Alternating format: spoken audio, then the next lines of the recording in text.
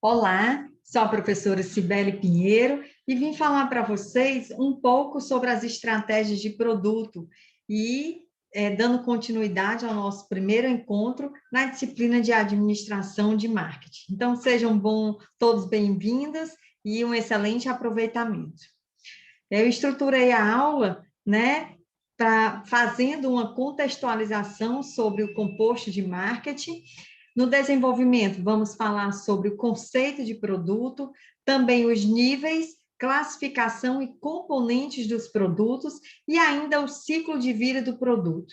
Concluiremos fazendo uma síntese dos tópicos abordados em sala, ainda uma atividade proposta que vocês podem executar, refletir, né, quando vocês estiverem assistindo a nossa videoaula, além das referências que me ajudaram na confecção dos slides. Então, sejam todos muito bem-vindos. E aí nós iniciaremos nossa aula fazendo uma breve contextualização sobre os 4 P's de marketing. Os 4 P's, que é o composto de marketing, é uma ferramenta desenvolvida pelo professor Jeremy McCarthy, e que ele é constituído por várias atividades empresariais que objetivam influenciar, induzir, seduzir o consumidor para que ele possa adquirir determinado produto ou serviço em detrimento de outros que estão dispostos no mercado. O composto de marketing é um conjunto de ferramentas de marketing que a empresa utiliza para perseguir seus objetivos diante de um mercado-alvo. Essas ferramentas são classificadas em grupos amplos, denominadas 4 P's, que significa produto, lembrando que os 4 P's têm foco em produto ou serviço. Produto é algo tangível, serviço intangível. E quando eu falo de produto, o produto deve mas o produto ele deve com obrigatoriedade ser um produto desejado pelo cliente, dentro das suas expectativas, além de satisfazer as suas necessidades. O segundo P, o P de preço. No preço, o cliente procurará um preço que seja o quê? Justo, que não deve ser nem muito elevado, de modo que o cliente considere que não vale a pena comprar determinado produto, nem também ser tão baixo que leve o cliente a pensar que há algo de errado com esse produto a ponto de recusar a compra. O terceiro P de marketing é praça, que também é conhecido como ponto de distribuição. O produto que é desejado pelo cliente deve ter um preço justo e deve estar ao acesso desse cliente, isto é, no local em que ele possa comprá-lo e no momento que desejar. Promoção é o último P trabalhado em marketing, que há um provérbio popular que diz: a propaganda é a alma do negócio, não é isso, gente? Vocês lembram disso? Tenho certeza que já ouviram falar desde a época dos nossos avós, né? E realmente ele tem toda a razão. Pois é, se não divulgamos o produto aos clientes, eles não saberão da sua existência e não poderão adquiri-los, né? E aí dentro desse slide, a gente pode perceber que eu também coloquei para vocês o chamado 4Cs, né? É uma ferramenta também desenvolvida pelo professor Robert Lautenborg. Vocês observem que eles estão aqui fora do quadro, né? Fora do quadro, que é o C de cliente, que é exatamente o foco dos 4Cs, tá? Da estratégia dos 4Cs. Onde é preço para os 4Ps é custo, onde eu tenho praça nos 4Ps, eu tenho conveniência agora, e onde eu tenho promoção nos 4Ps, eu tenho como comunicação. Então, distintamente do modelo dos 4Ps, cujo ponto de partida é a empresa e o centro da atenção é o produto, o modelo dos 4Cs concentra seu foco no cliente, não é isso? Essa ferramenta, lembrando, né, foi proposta por Robert Lautenborn, no início dos anos 90. Na realidade, os modelos se complementam e oferecem ao gestor uma ampla gama de possibilidades de análise e intervenção no processo mercadológico, né? E esses 4C, Sibeli, o que a gente pode aprender, né, com os 4Cs? Lembrando que nessa abordagem a primeira variável refere-se o quê? A cliente, isto é, ao atendimento de suas necessidades e desejos. Para haver uma troca, por consequência, no mercado, a figura do consumidor ele é essencial. Então, a empresa deve procurar atender o cliente da melhor forma para ambos, uma apropriada e proativa compreensão do cliente, suas expectativas e preferências poderão ajudar a empresa a obter uma posição bem competitiva, ou seja, tornar a empresa, quando a empresa trabalha com os 4Cs, com foco no cliente, ela já tem um diferencial competitivo no mercado. O segundo C é o C de custo. E a segunda variável é o custo para o cliente, né? Entendido no sentido amplo, isto é, quanto custa para o cliente adquirir determinado produto, incluindo nisso o tempo que o cliente gastou para comprar, a pesquisa de mercado que ele fez, o deslocamento, o custo direto, o custo financeiro, direto e indireto, e ainda os eventuais custos funcionais, psicológicos, sociais e até mesmo sensoriais. O outro aspecto presente no modelo é a conveniência para o cliente. Sibeli, o que é conveniência? É exatamente a identificar os locais para o cliente adquirir o produto de modo mais conveniente possível para ele. E é uma tarefa do gestor mercadológico fazer isso. Com a crescente fidelidade do mercado consumidor ao ponto de venda, a empresa não pode mais escolher os canais e pontos onde comercializará seus produtos, tá? Então, por outro lado, ao gestor de marketing compete equilibrar os custos de logística com a otimização dessa distribuição física do produto. A última variável, comparada com a promoção nos 4Ps, a gente tem aí a comunicação, né, que se remete ao esforço necessário para a empresa fazer chegar ao público-alvo as informações acerca do produto, bem como dos seus atributos, benefícios e diferenciais. A comunicação envolve ações nesse sentido, visando obter a preferência e, ainda por cima, sedimentar, fortalecer a imagem da marca de determinado produto ou serviço. Ok? Então, vamos dar continuidade aqui, a gente vai iniciar aqui. Eu vou definir para vocês, Sibeli, pegando aqui a definição de alguns autores, tá? Um deles que eu peguei é o grande conhecido Philip Kotler, né? Foi uma identificação que ele descreveu em 2012. Philip Kotler, segundo Kotler, o que é produto? O produto é tudo aquilo que pode ser oferecido a um mercado para apreciação, ou seja, eu posso olhar, né, gostar, para compra, ou seja, aquisição, a fim de satisfazer uma necessidade ou um desejo.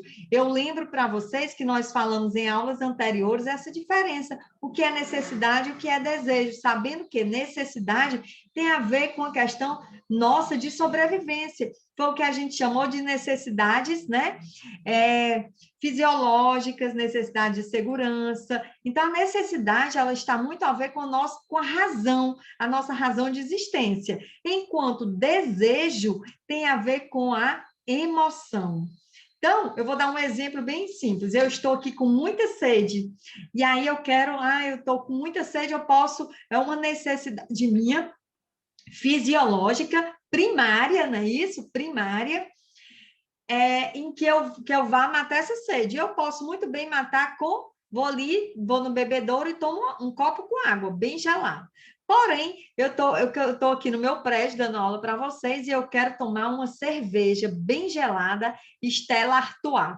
Então, eu desço aqui no prédio, municiado do meu poder de compra para tal, e aí eu vou o quê? Efetivar a realização do meu desejo, que é o quê? No sentido de emoção, porque eu vou descer de máscara, vou estar com os meus amigos, vou sentar num barzinho e vou tomar aquela cerveja gelada. Então, não mais eu tomei só necessidade de tomar água, uma água gelada, mas agora eu paguei por uma cerveja, não é isso? Que tinha uma marca, que tinha uma emoção, uma sensação. Para Las Casas, né? É o professor Alexandre Luz Las Casas, um excelente também divulgador das ferramentas de marketing. O produto é o objetivo principal das relações de troca. Nós também já falamos aqui que para haver troca eu preciso ter 5 passos, né? Para haver troca. Primeiro passo são pessoas que tenham produtos para vender e outra para comprar. E que eles devem ser o quê? Aceitos e eu tenho dinheiro também para efetivar a minha compra. Então, essas são relações de troca, que pode ser oferecido no mercado para pessoas físicas ou jurídicas. Eu posso vender para a empresa também, visando proporcionar satisfação para quem o adquire ou consome. E aí a gente, quando fala em produto, eu posso falar que eles incluem os bens físicos, ou seja, a questão da tangibilidade, eu consigo pegar, isso são chamados bens físicos.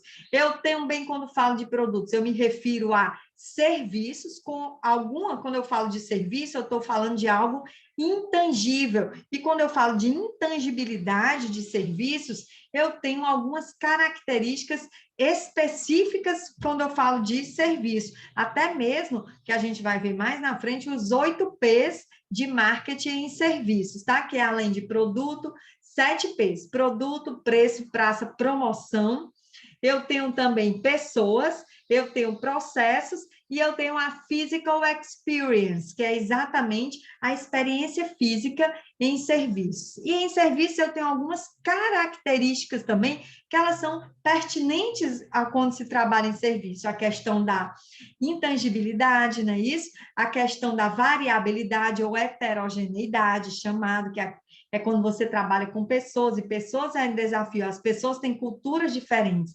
Tem também a questão da perecibilidade, eu não posso guardar e estocar serviço, né?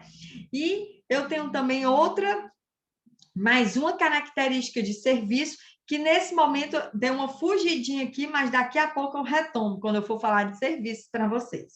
Quando eu falo também de produtos, eu falo de eventos, tá? O que são a questão de eventos? Quando eu vou promover um show, eu vou promover eu vou fazer uma festa, e aí o que acontece? Aquela festa, aquele meu show é um evento, e aquele evento que eu estou promovendo é o meu produto, que eu vou disponibilizar ao mercado. Pessoas também, quando eu falo de pessoas, nós somos um produto. Então, nós trabalhamos com as mesmas características de um produto que eu exponho em um supermercado. Mas eu tenho um produto, eu, pessoa física, eu também sou um produto. A professora Cibele, você que está me assistindo. Então, a gente tem também a nossa embalagem, as características pertinentes ao produto, a nossa marca, a nossa embalagem, que é a roupa que nós vestimos. Vamos também detalhar mais na frente sobre o assunto.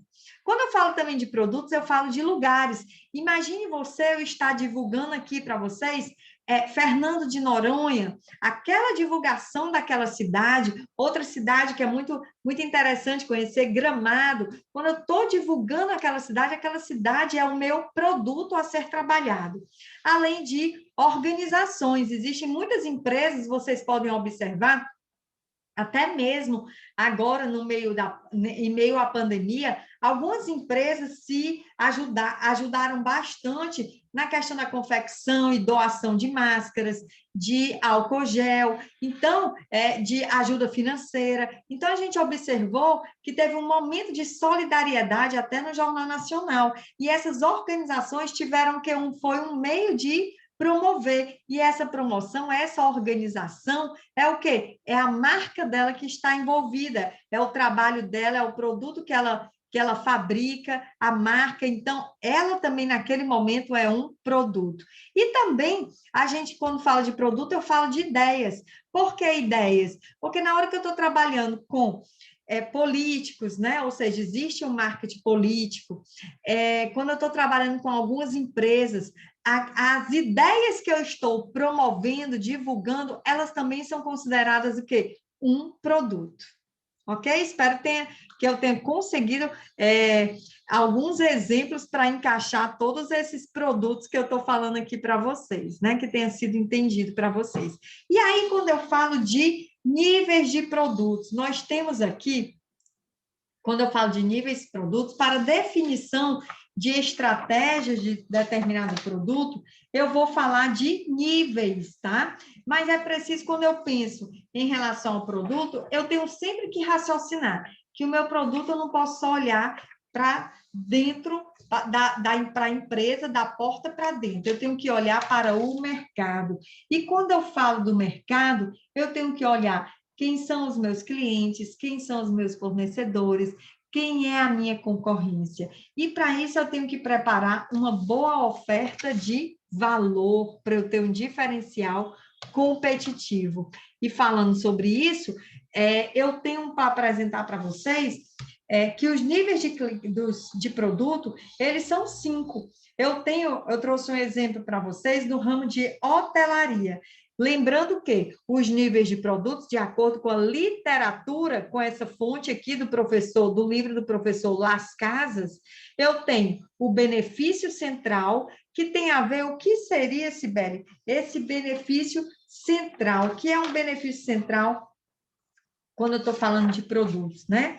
Então, eu tenho um produto básico, eu tenho um produto, o produto esperado, o produto ampliado e um produto em potencial. São 5 níveis que eu tenho que atentar. E aí, o que é esse benefício central, né? Que é chamado o nível mais fundamental, ou seja, o serviço ou o benefício fundamental. É o que o cliente está realmente comprando, né? No caso aí, eu trouxe para vocês um ramo de hotelaria. Um hóspede de hotel, por exemplo, está comprando um descanso, um pernoite, né? O segundo nível do produto, ele é caracterizado como um sentido mais amplo, né? Ou seja, um quarto de hotel inclui pelo menos o quê? Que tem uma cama, um banheiro, toalhas, armário, uma penteadeira, né? O terceiro nível é o produto esperado. O que será esse produto esperado? O produto esperado é justamente a divulgação de alguns atributos que iniciam,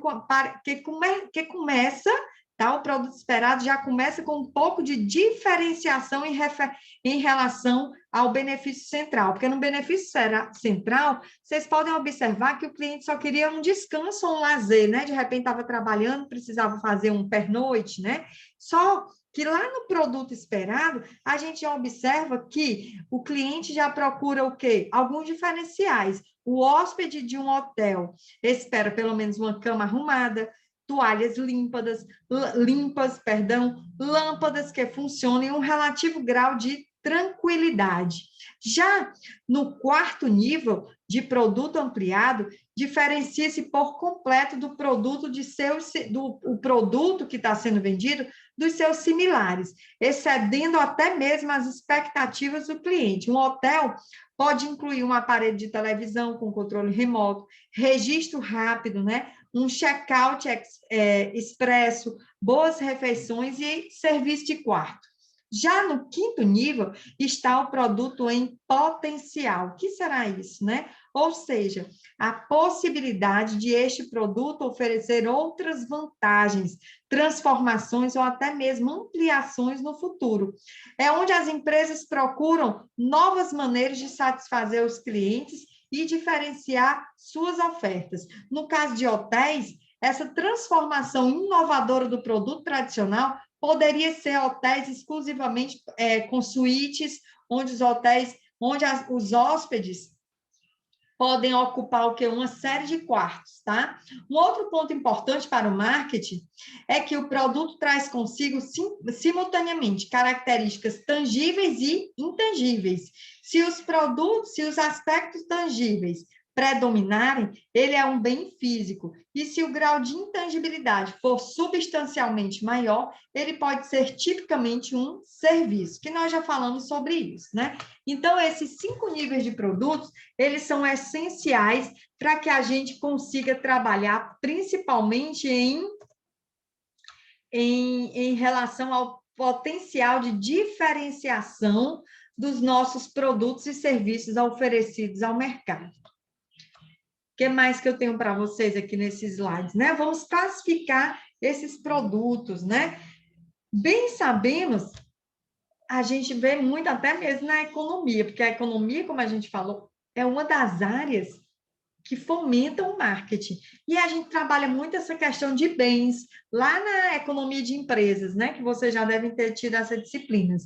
Mas quando eu falo de produto, eu estou lembrando de bens duráveis, né? E bens não duráveis. Porém, estou falando de tangíveis, aquilo que eu pego, né? E aí, quando eu falo de produtos tangíveis, bens não duráveis, eu estou falando de um refrigerante, de um shampoo, de um sanduíche numa hamburgueria bem gostosa, né? De uma cerveja que eu desci agora para tomar, uma Stella Artois, uma Heineken. E aí, o que que eu vejo? Que é um bem tangível, mas a partir do momento que eu tomo, o bem se acabou, não é isso? Então, ele foi um bem não durável. Eu estou aqui comendo um sanduíche delicioso, na melhor hamburgueria aqui de Fortaleza, mas de repente ele era tangível, mas ele é um não durável, porque depois que eu comi, só outro. E aí eu tenho outra classificação, que são bens não duráveis, ou seja, são bens tangíveis. São aqueles que ele tem uma duração que bem maior do que os bens não duráveis. É um exemplo, uma geladeira. Quando eu compro uma geladeira, a gente tem mais ou menos um tempo de duração de uma geladeira. A gente não compra sempre uma geladeira, né? É um bem que dura 5, 10 anos. Eu já tive uma aluna que me mostrou na aula, professora, olha aqui minha geladeira, ela já tem 15 anos, o nome dela é até Selma. Então, considerado um bem tangível, durável. Eu tenho um automóvel, eu tenho uma roupa, porém a roupa em economia, ela pode ser considerada um bem o quê? Semi-durável, porque depende também do local que a gente compra a nossa roupa, tá? E aí, fazendo aqui, lembrando eu lembro que eu esqueci de uma palavrinha, né? Quando eu falei de serviço, então eu vou falar aqui para vocês. Quando eu falo de serviços, né? São atividades ou satisfações oferecidas, né? Existem características peculiares quando eu falo de serviços. Eu tenho exatamente, são conhecidos como 7 P's, tá? Que é o produto que eu estou vendendo, a praça também, onde eu estou ofertando, mostrando meu produto, meu ponto de localização. Eu tenho também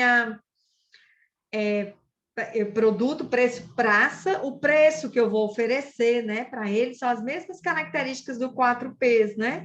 E eu tenho também a questão das pessoas que estão efetivando, fazendo o trabalho, é o caráter de pessoas. Eu também tenho os processos, todo serviço tem um processo. Imagine se eu for num salão de beleza, eu quero cortar o meu cabelo. Então, existe todo um processo. Primeiro lavo o cabelo, depois eu vou fazer o corte, depois eu dou uma secada. Existe um processo. E também eu tenho a questão da experiência física, que é conhecida como physical experience. E aí, o que é que significa?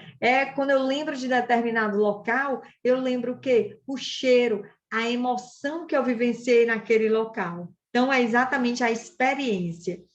Então, quando eu falo de serviço, eu tenho algumas características. Primeiro, que eu já falei, que todo mundo já sabe, é a questão da intangibilidade, porque serviço é algo que eu não pego, não é isso? Porque serviço é uma sensação.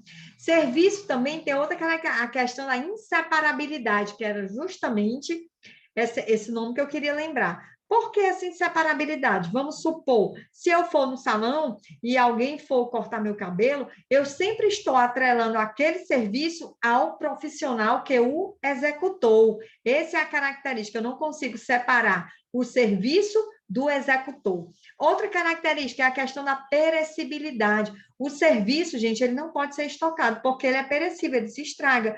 Vamos supor que eu vou vender passagens de avião. Amanhã, hoje à noite, encerra-se a todas as passagens para um voo que nós vamos passear para a Disney, nós aqui da Ateneu. E aí, o que que acontece? Eu consigo vender para vocês todas as passagens, mas sobram 5 passagens, tá? Aí eu faço uma oferta, tá, gente? Agora, meia-noite, cada passagem que era R$ 2.000 vai ficar por R$ 50. Mesmo se eu não conseguir vender essas passagens, mesmo com custo marginal que possa acontecer, o que é que vai acontecer? O avião vai ficar esperando? Não, o serviço vai, ele é perecível. Eu vou, mesmo que eu tenha conseguido vender de 200 lugares, 198, 196, né? Eu vou voar do mesmo jeito, tá certo? Então, eu não posso estocar serviço. E eu tenho também a questão da variabilidade, também conhecido como heterogeneidade. Sibério, o que vem a ser essa característica da heterogeneidade? Tem a ver que serviços são praticados por pessoas. Então, você trabalhar com serviços, eu considero particularmente o grande diferencial também, o grande desafio. Por quê? Porque as pessoas são diferentes, as pessoas têm histórias de vidas diferentes, têm motivações diferentes, têm culturas diferentes. Então, é muito difícil você homogeneizar os serviços, porque são feitos por pessoas. Embora a gente vista o mesmo uniforme, embora a gente tenha o mesmo treinamento, quando eu trabalho com pessoas, elas vão se comportar de formas diferentes, na forma de falar, na forma de se educar, na forma de motivação. Então, eu considero grande desafio a questão da heterogeneidade ou variabilidade. E aqui eu trago alguns exemplos de serviços, né? Serviços bancários, serviços de hotelaria, serviços de salão de beleza, dentre outros. E aí eu trago também algumas classificações quando eu falo de produtos de consumo, porque eu falei de produto que eles são duráveis e não duráveis, e aí eu trago também produtos também são o quê? Consumo, para consumo. E eu trago 4 quadrantes aqui para vocês, para a gente debater nessa aula. Eu tenho produtos de conveniência. O que seria um produto de conveniência? Como o próprio nome diz, é aquele que eu compro com frequência. Eu vou lá nas lojas americanas, eu vou lá no supermercado e eles estão que naquela área de conveniência. De repente eu estou na fila, eu estou com sede, tomo uma Coca-Cola, eu compro lá uma batata Ruffles, agora eu quero um chiclete. Então eu compro com uma certa frequência. Eles são produtos que têm um preço mínimo, né? Eu tenho um esforço também pequeno para compra e ele pode ser de imediato, tá? Que a gente chama de conveniência. Um exemplo disso são os doces, né? Que eu falei, a própria Coca-Cola. Então, são bens que eu encontro, bens de consumo, em muitos lugares.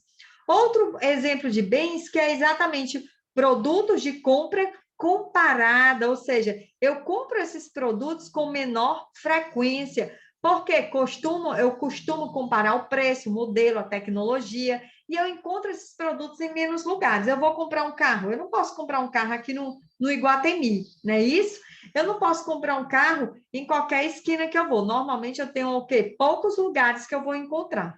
Se eu for comprar agora, um carro uma Ferrari, que eu quero comprar o mesmo carro do Neymar. E aí, a Ferrari, a gente sabe que ela não eu não posso encontrar em qualquer concessionária de carro. Aí a Ferrari vai ser para mim um bem chamado de especialidade. Por que de especialidade? Porque são consideradas bens, o quê? Um bem extra, que eu preciso de um esforço extra, é um bem muito caro, quem tem alto preço. Eles têm características singulares para comprar. Até mesmo quem compra são pessoas de alto padrão. E normalmente eu tenho uma identidade com a marca. Aí a gente vê também o que eu posso trazer como exemplo, além de carros importantes, né? Importados também, eu trago o quê? Marcas muito fortes, como Rolex, Lamborghini, tá?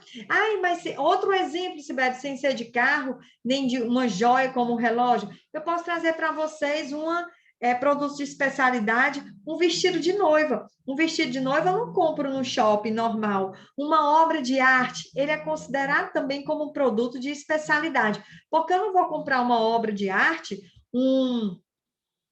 de alguém muito, muito importante, né? lá na beira-mar. Eu não vou encontrar, eu também não vou encontrar em nenhuma, eu não vou encontrar uma obra aqui exposta no Shopping Guatemi, em qualquer loja que eu entrar. Então, são chamados, né? Eu não vou encontrar um Portinari vendendo nem lá na beira-mar, nenhuma loja aqui no shopping. E também eu tenho uma outra classificação de produtos de consumo, são conhecidos como bens não procurados. E eles existem? Existem sim. Quem é que acorda de manhã dizendo: ai, bom dia para o marido de vocês. Bom dia, marido. Hoje eu vou comprar, alegre e satisfeita, a nossa urna, né? Urna é o famoso caixão. A gente não acorda dessa forma. Normalmente, são produtos que ou a gente não conhece como consumidor, ou a gente não pensa normalmente em comprar, a menos que tenha uma necessidade, né? Então, eles são conhecidos como produtos não procurados, que é exatamente uma urna,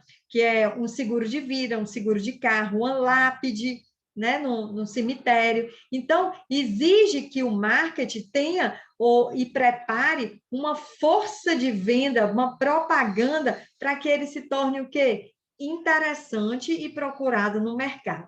Tranquilo? Eu espero que não fiquem chocados com os meus exemplos, mas é apenas para fixar esses detalhes na nossa cabecinha. E aí, quando eu falo de produtos, eu tenho alguns componentes aqui que eu não posso esquecer. Quando eu falo de produto, eu estou falando da qualidade. Produto é qualidade. Quando eu falo de produto, é uma marca. Quando eu falo de produto, é diferenciação, é rótulo, é garantia, design, né?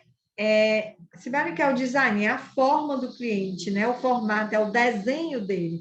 Quando eu falo de produto, eu estou me referindo às suas características em relação à embalagem, né? As cores da embalagem, a letra da embalagem, para chamar a atenção. E também falo na assistência técnica dele, tá? Ok? E aí a gente vai falar um pouco de estratégias de marca, né? Sobre cada uma delas eu preparei para falar de marca. A gente vai dar alguns exemplos. Quando eu falo de marca, a gente vê muito no mercado que algumas marcas elas utilizam muito tanto estratégia de extensão de marca como extensão de linha, como também novas marcas que se colocam no mercado e até mesmo estabelecimentos com multimarcas. E a gente vai entender sobre isso, porque marca é uma das características de produto. Aí vamos trazer aqui para vocês o que a gente tem de marca para falar. Primeiro, de extensão, o que seria uma extensão de linha? A extensão de linha são itens adicionais na mesma categoria de produto, sobre o mesmo nome de marca, com novos sabores, formas, entre outras características. O que é que eu trago aqui para vocês de novidade para a gente lembrar? Eu trouxe aqui colchão Ortobon. A gente sabe que um colchão, uma marca, pode ser Ortobon, pode ser outras marcas que vocês conheçam, mas a gente observa que ele tem uma extensão de linha, tá? Com a mesma marca, eu consigo atender vários segmentos de mercado, tá certo? Eu consigo uma linha mais simples, eu tenho uma linha de médio, uma linha que vai atender a classe CD, eu tenho um alto para a classe A e eu tenho um muito alto para a classe AA. Ou seja, eu tenho uma extensão de linha, mas não vamos confundir extensão de linha com extensão de marca. Extensão de linha é quando eu tenho a mesma marca e que eu consigo atender a várias categorias de clientes, tá? Vamos supor, uma extensão de linha do suco ADES. Eu tenho diversos sabores, eu tenho uva, maçã, laranja, né? O original. Uma extensão de linha aqui da Esmaltec, todo mundo sabe que aí é um bebedouro, mas eu fiz uma extensão de linha. De quê? Eu tenho um bebedouro um bebedouro que tem uma geladeirinha embaixo, eu tenho um bebedouro tradicional e eu tenho um de móvel. Então, é a mesma marca com linhas diferentes para atender segmentos diferentes. E agora, Sibeli, extensão de marca, muito conhecido da gente. A gente não sabia ou não lembrava, era como batizar esse nome. Mas o que é essa extensão de marca? É o uso da marca para lançar novos produtos em outras categorias. Aí eu trouxe para vocês, não tem a Esmaltec que eu falei? Eu falei dela na Esmaltec, em um segmento que for de bebedouro. Só que a marca Esmaltec, além da extensão de linha de bebedouros, ela tem uma extensão de marca. A gente observa aqui que ela pegou a marca Esmaltec e colocou no freezer, a marca Esmaltec numa geladeira, em um fogão tipo cooktop. Então, ela, na mesma marca, em vários produtos diferentes, ok? Numa máquina de lavar. Outro exemplo de extensão é a Honda. Quando a gente pensa em Honda, eu penso que é uma marca forte, muito conhecida, muito boa. Eu penso até na Honda como que a Honda em motor de avião, tá certo? Mas quando eu penso na Honda, eu penso no jet ski, eu penso numa moto Honda, em um carro sofisticadíssimo, né?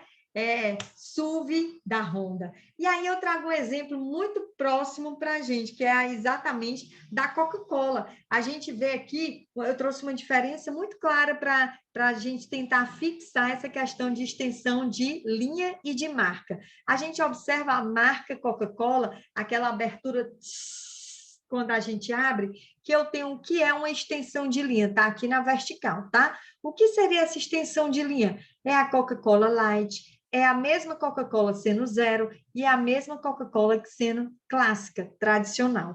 Porém, aqui na horizontal, né, na horizontal, eu já tenho a Coca-Cola como uma marca forte e que tem o quê? Pegou essa marca Coca-Cola para outros produtos. Se você pegar a latinha da Fanta laranja, a latinha do Kuwait, que está faltando aí, a latinha de uma água, esqueci o nome da água da Coca-Cola também, acho que é Cristal. E aí, o que é que tem? Se você olhar atrás, você vê que ele é produzido pela marca Coca-Cola, tá certo? Agora a marca Jesus, né, também. Então, tudo isso é extensão de marca. Tranquilo?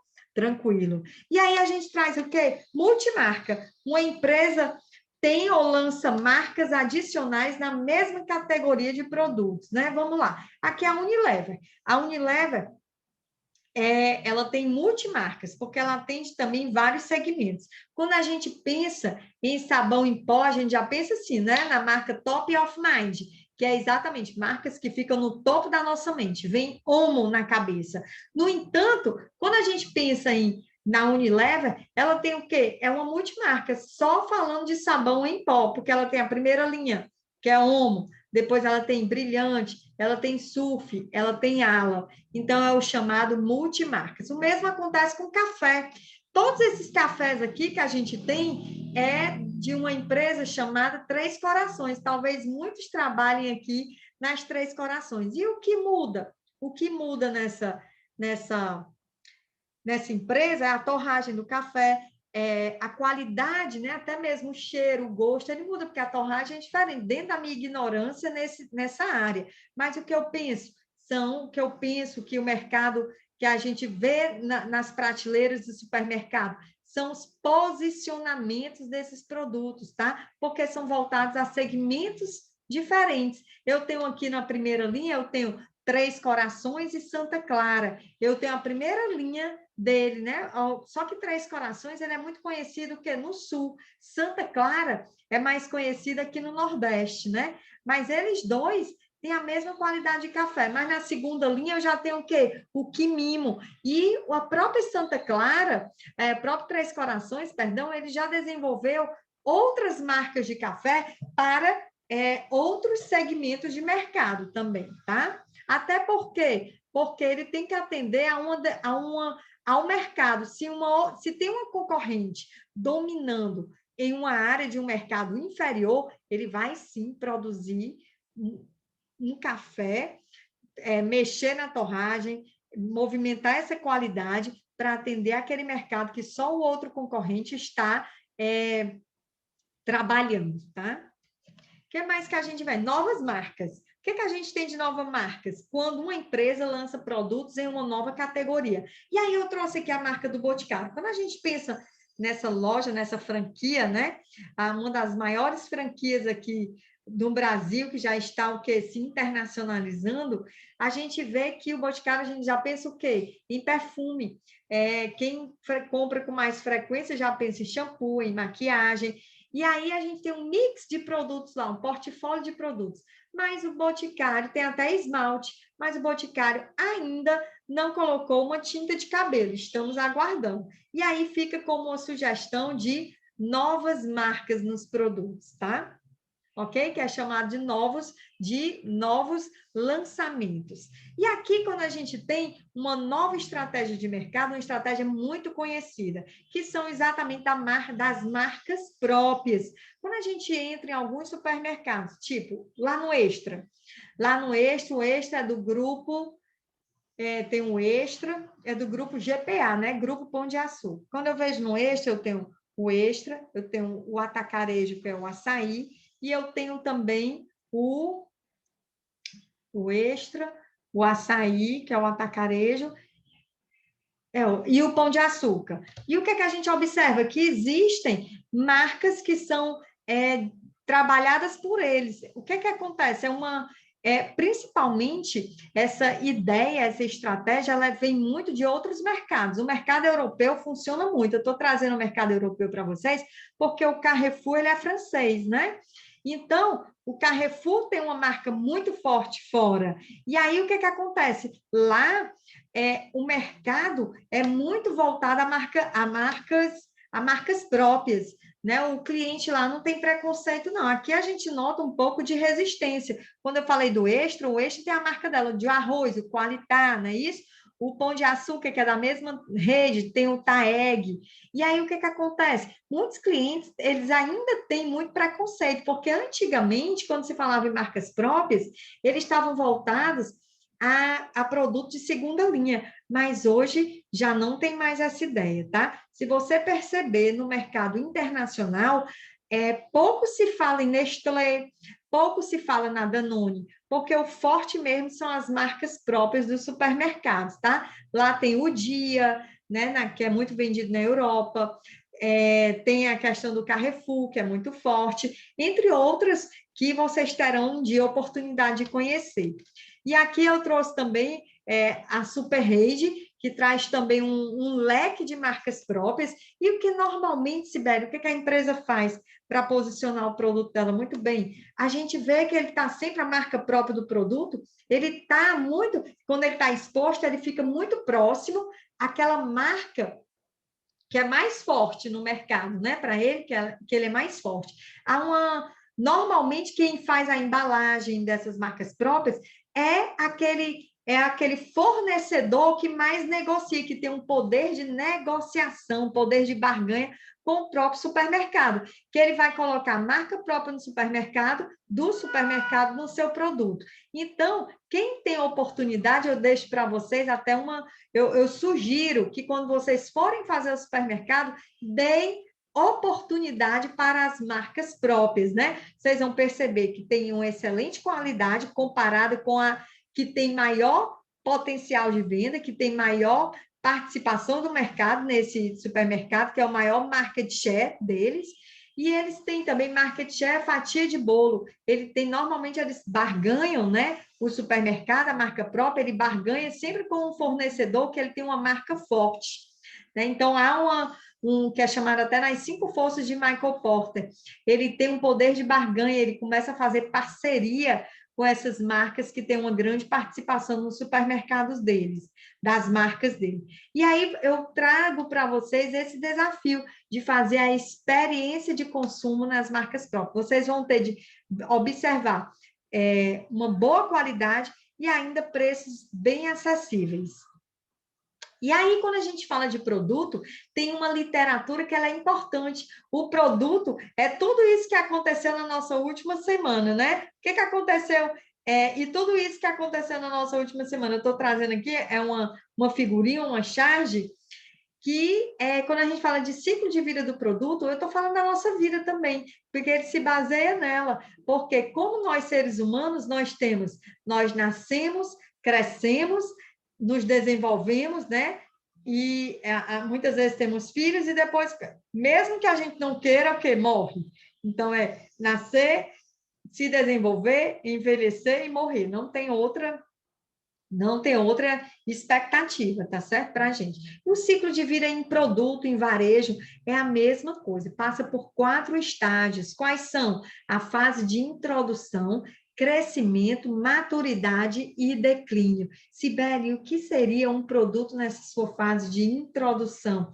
Seria um produto quando eu estou fazendo altos investimentos nesses produtos financeiros para que ele seja o quê? Para ele ser introduzido no mercado. A gente observa que antes da parte de introdução, já passamos pela parte de pesquisa e desenvolvimento, que é conhecido como P&D, né? E depois a gente vai para a parte de introdução. Nessa introdução, imaginemos aqui, antes da introdução, uma linha imaginária para baixo, que é a parte de planejamento e desenvolvimento. Depois nós introduzimos no mercado esse produto. Nessa fase de introdução, o que a gente percebe? Há um desconhecimento do produto pela população. Então, esse produto não vai ser vendido de imediato. Ele precisa o quê? De altos investimentos para ele se tornar o quê? Conhecido. À medida que ele vai sendo querido, conhecido, o que a gente observa? Ele atinge uma outra fase, que é a chamada fase de crescimento.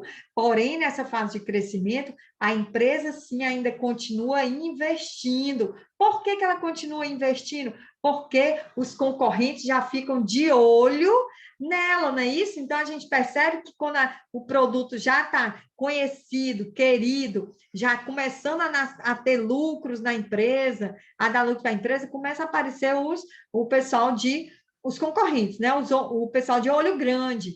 Então, o que acontece? Necessariamente tem uma fase de maturidade. A maturidade, o produto já alcançou aí o apogeu dos seus lucros, o apogeu da sua estabilidade. Aí a gente pode chamar de estagnação. Mas quando é essa forma de estagnação, não significa que o produto está parado, não. Significa que eu já não tenho, a empresa já não precisa investir muito. Muito pelo contrário. O produto já é tão conhecido, tão querido, que o investimento que seria destinado a ele, eu agora vou lançar novos produtos da minha empresa. Eu vou investir esse dinheiro em novos produtos. Ok?